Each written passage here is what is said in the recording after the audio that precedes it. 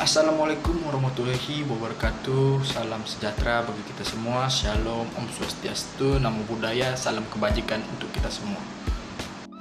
Perkenalkan, nama saya Andrew Yosafat Panaha, biasa dipanggil Andrew. Saya memiliki NPM 211500024, di mana saya akan mempresentasikan tugas yaitu hukum waris adat. Dan dimana di sini saya akan mempresentasikan beberapa materi, yaitu 4 materi. Yang pertama ada materi A, B, C, dan D. Untuk materi A yang berjudul tentang penghalang kewarisan.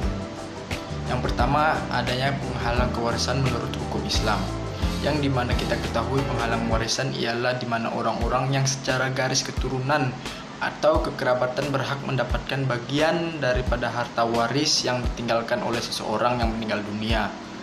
Namun karena sebab tertentu yang dilakukan baik oleh seseorang pewaris itu sendiri maupun oleh seorang ahli waris, sehingga menyebabkan seorang tidak berhak atau terhalangnya untuk mendapatkan bagian dari harta warisan yang ditinggalkannya.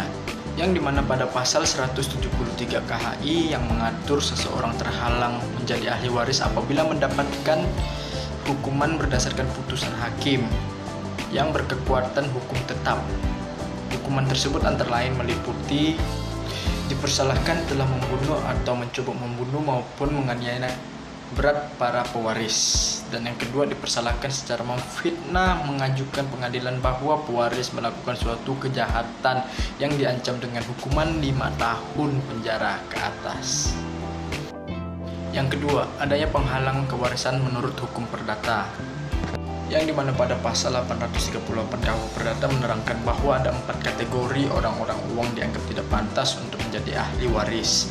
Orang-orang yang masuk dalam kategori ini tidak akan mendapatkan warisan. Apa saja 4 kategori tersebut? Mari kita simak selanjutnya.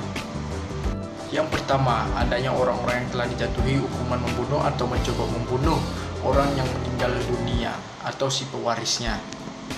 Dan yang kedua, adanya orang yang pernah dijatuhkan atau dipersalahkan karena memfitnah pewaris telah melakukan suatu kejahatan yang diancam dengan hukuman penjara 5 tahun atau hukuman yang lebih berat lagi.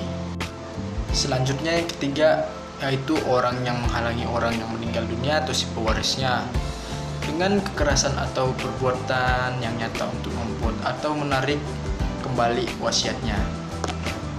Dan yang terakhir, keempat, di mana orang yang telah menggelapkan atau memusnahkan atau memalsukan wasiat orang yang meninggal dunia atau si pewarisnya. Selanjutnya yang ketiga, di mana penghalang kewarisan menurut hukum adat.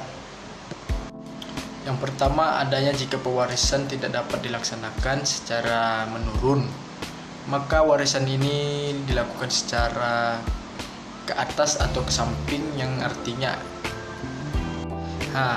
yang dimana menjadi ahli waris ialah pertama anak laki-laki dan perempuan dan keturunan mereka. Gimana kalau misalnya mereka tidak mempunyai anak laki-laki? Maka kita harus ikutin yang keturunan ke atas, yang dimana kalau tidak ada anak atau keturunan secara menurun, maka warisan itu jatuh kepada ayah, nenek, dan seterusnya, yang dimana tingkat ke atas. Kalau ini juga tidak ada, maka yang mewarisi adalah saudara-saudara sepeninggalan harta dan keturunan mereka, yaitu keluarga sedara menurut garis ke samping, dengan pengertian bahwa keluarga yang terdekat mengecualikan keluarga yang jauh. Yang kedua, menurut hukum adat tidaklah selalu harta peninggalan seseorang itu langsung diantar para ahli waris adalah si pewaris meninggal dunia, tetapi merupakan satu kesatuan yang pembagiannya ditanggungkan dan ada kalanya tidak dibagi sebab harta tersebut tidak tetap merupakan satu kesatuan yang tidak dapat dibagi untuk selamanya. Yang ketiga, adanya hukum adat mengenal prinsip penggantian tempat atau pledge fairfulling, yang artinya seorang anak sebagai ahli waris dan ayahnya, maka tempat dari anak itu digantikan oleh anak-anak dari yang meninggal dunia tadi, yang semisalnya cucu dari sepeninggalan harta. Dan bagaimana dari cucu ini adalah sama dengan yang akan diperoleh ayahnya sebagai bagian warisan yang diterimanya. Dan selanjutnya yaitu materi B, yang dimana berjudul tentang hak dan kewajiban ahli waris. Hak dan kewajiban ahli waris menurut hukum Islam. Yang pertama, dimana adanya al-muwaris atau si pewaris. Al-muwaris adalah orang yang telah meninggal dunia dan berhak mewariskan harta bendanya, yang dimana merujuk pada pasal 171 huruf B KHI, yang dimana pewaris adalah orang yang pada saat meninggal dunia atau dinyatakan meninggal berdasarkan putusan pengadilan agama, meninggalkan ahli waris dan harta peninggalan. Dan yang kedua, adanya al-waris atau ahli waris. Al-waris adalah orang yang memiliki ikatan kekeluargaan dengan orang yang meninggal dunia, yang dimana berdasarkan pada pasal 171 huruf C KHI, ahli waris merupakan orang yang mempunyai hubungan darah atau hubungan perkawinan dengan si pewaris, beragama Islam, dan tidak terhalang hukum untuk menjadi ahli waris. Dan yang ketiga yaitu al-mauruts atau harta warisan. Rukun hukum waris Islam terakhir adalah al-mauruts, yakni harta benda yang diinginkan diwariskan karena pewaris meninggal dunia. Adapun menurut KHI, istilah harta terbagi menjadi dua, harta peninggalan atau harta waris. Harta peninggalan adalah harta yang ditinggalkan oleh pewaris, baik berupa benda yang menjadi miliknya maupun hak-haknya. Sementara itu harta waris adalah harta bawaan ditambah bagian dari harta bersama setelah digunakan untuk keperluan pewaris selama sakit sampai meninggal dunia, biaya pengurusan jenazah serta pembayaran utang dan pemberian untuk kerabatnya. Dan ada juga menurut hukum adat, ahli waris, yaitu orang yang berhak mewarisi harta peninggalan pewaris, yakni anak kandung, orang tua, saudara, atau ahli waris pengganti. Dan orang yang punya hubungan perkawinan dengan pewaris, janda atau duda, ini menimbulkan persoalan mengenai bagaimana dan sampai mana harus ada tali kekeluargaan antara peninggal warisan dan ahli waris.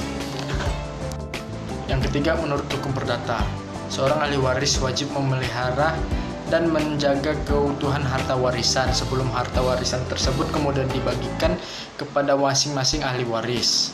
Seorang ahli waris tidak boleh menggunakan harta warisan yang belum dibagi kepada semua ahli waris yang memiliki hak untuk menerima harta warisan tersebut tanpa persetujuan dari masing-masing ahli waris yang bersangkutan. Yang selanjutnya, seorang ahli waris wajib untuk merundingkan sistem pembagian harta warisan kepada semua ahli waris, apakah menggunakan pewaris menurut hukum perdata, menurut hukum Islam, ataupun menurut hukum adat. Dan yang ketiga, seorang ahli waris wajib melunasi hutang-hutang yang ditinggalkan oleh pewaris. Dan yang terakhir, seorang ahli waris wajib melaksanakan wasiat yang ditulis oleh pewaris jika terdapat surat wasiatnya. Materi C, yang dimana ahli waris yang tidak patut mewaris atau mewarisi. Yang dimana ahli waris tidak patut menerima warisan atau onwarding. Terdapatnya sebab-sebab menurut undang-undang, ahli waris tidak dapat atau patut atau terlarang onwarding untuk menerima warisan dari si pewaris, yang dimana pasal 838 untuk ahli waris karena undang-undang dan pasal 912 untuk ahli waris karena adanya wasiat. Yang pertama, adanya ahli waris menurut undang-undang yang dinyatakan tidak patut untuk menerima warisan dalam pasal 838 KUH Perdata adalah mereka yang telah dihukum karena dipersalahkan membunuh atau mencoba membunuh si pewaris. Dan yang kedua, pewaris mereka yang dengan putusan hakim pernah dipersalahkan karena secara memfitnah telah melakukan pengaduan terhadap si pewaris, ialah suatu pengadilan telah melakukan kegiatan kejahatan. Yang dimana ahli waris yang tidak patut menerima harta warisan. Yang pertama, seorang ahli waris membunuh atau setidaknya mencoba membunuh. Yang kedua, seorang ahli waris memfitnah. Yang ketiga, ahli waris yang dengan kekerasan mencegah atau menghalangi pewaris untuk membuat atau menarik kembali surat wasiat. Dan yang keempat, seorang ahli waris menggelapkan atau memusnahkan dan memalsukan surat wasiatnya. Selanjutnya materi D, di mana pewaris anak luar kawin. Dalam buku hukum waris, hukum kekeluargaan, hukum pembuktian pada halaman 40 yang menyebutkan bahwa Kitab Undang-Undang Hukum Perdata Burgerlijk atau Wetboek mengadakan 3 pergolongan terhadap anak-anak. Yang pertama, di mana anak sah yaitu seorang anak yang lahir di dalam suatu keluarga. Yang kedua, anak yang lahir di luar pernikahan yang diakui oleh seorang ayah dan atau seorang ibu. Di dalam hal ini antara si anak dan orang yang mengakui itu timbul pertalian kekeluargaan. Pertalian kekeluargaan ini menyebutkan hanya mengikat orang yang mengakui anak itu saja. Jadinya keluarga lain dari orang yang mengakui itu tidak terikat oleh pengakuan orang lain. Anak dari golongan ini jika ayah dan ibunya kawin lalu menjadi anak yang sah. Dan yang ketiga, anak lahir di luar perkawinan dan tidak diakui, tidak oleh ayah maupun seorang ibu. Anak ini menurut hukum tidak punya ayah dan tidak punya ibu. Terhadap anak di luar kawin yang tidak diakui karena tidak mempunyai keluarga, maka juga tidak ada ketentuan tentang hukum warisnya. Mengenai pewarisan terhadap anak luar kawin atau luar nikah ini diatur dalam pasal 862 sampai dengan pasal 866 KUH Perdata, yang dimana jika yang meninggalkan keturunan yang sah atau seorang suami atau istri, maka anak-anak luar kawin mewarisi 1/3 bagian dari bagian yang seharusnya mereka terima jika mereka sebagai anak yang sah di pasal 863 KUH Perdata.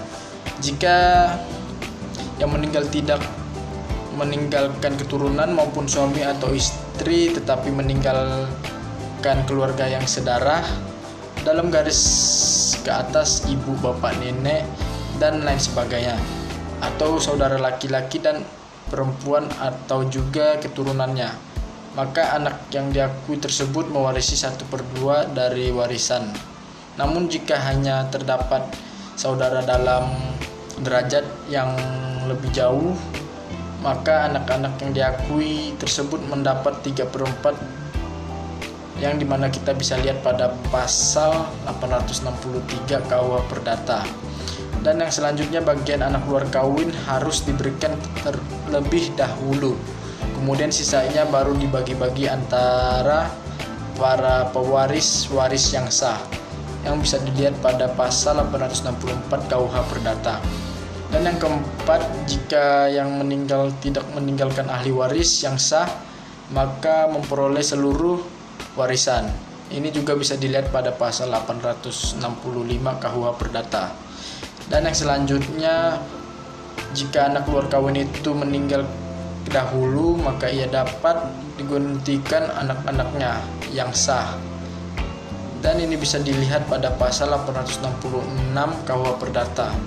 Nah, selanjutnya, jadi sesuai pengaturan KUH Perdata, waris mewaris hanya berlaku bagi anak luar kawin yang diakui oleh ayah dan atau ibunya. Tanpa pengakuan dari ayah atau ibunya, anak ini yang di luar kawin tidak mempunyai hak untuk mewaris. Dan selanjutnya, berbeda dengan halnya dengan hukum waris Islam yang berlaku di Indonesia. Anak luar kawin hanya mempunyai hubungan perdata dengan ibunya dan keluarga ibunya. Dan ini bisa dilihat di pasal 43 ayat 1 UUP No pasal 100 KHI.